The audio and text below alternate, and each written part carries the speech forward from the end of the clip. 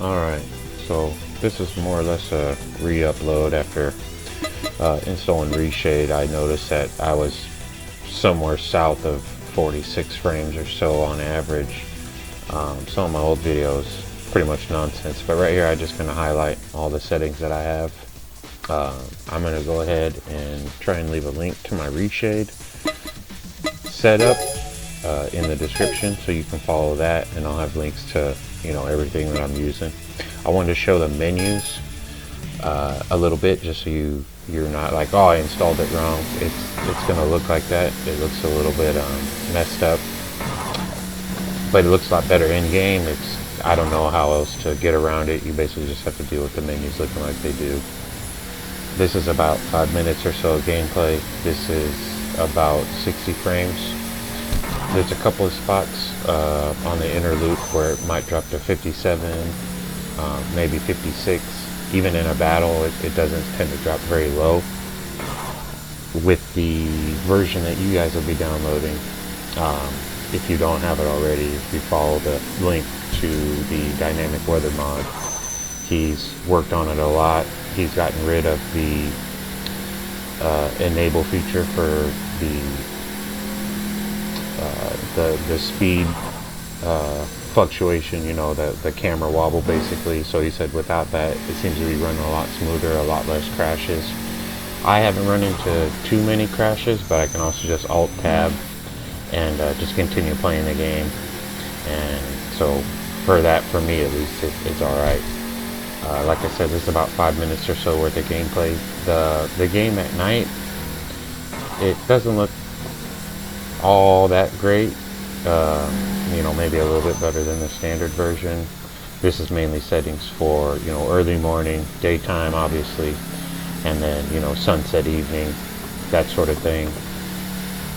After doing my first couple playthroughs, everything was at night, so that's why I pretty much focus on the daytime. So I have about 5 minutes or so of this, just so you can kind of see. This is also with recording on the Ally, and before I would get a lot of screen tearing, and even just the gameplay itself, trying to focus while recording was really delayed.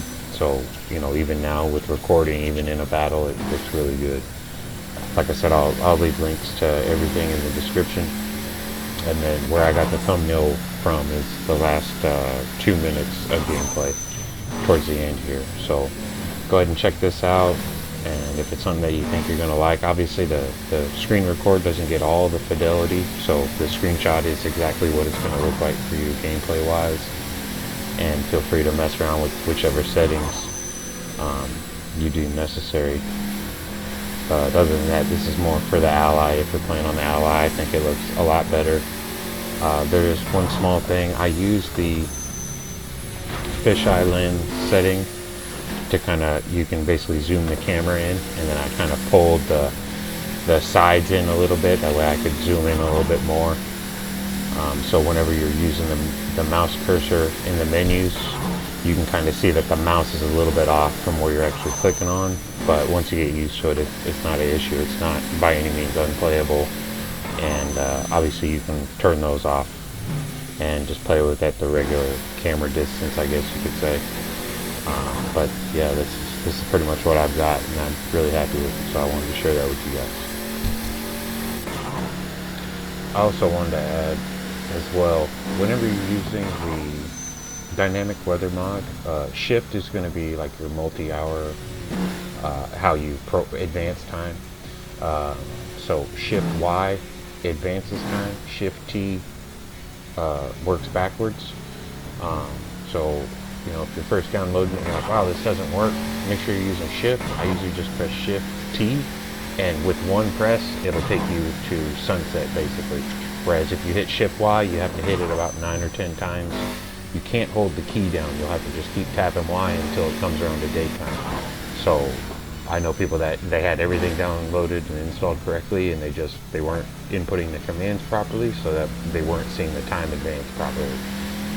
So that is one thing I wanted to point out to you guys if you're going to go ahead and do it. It's super easy. It's not hard at all.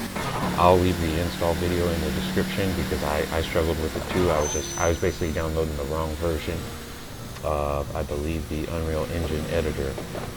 I can't remember which one that you need, but it's 3.0.1, and it's got to be the 272 version. But like I said, I'll leave links to everything down below.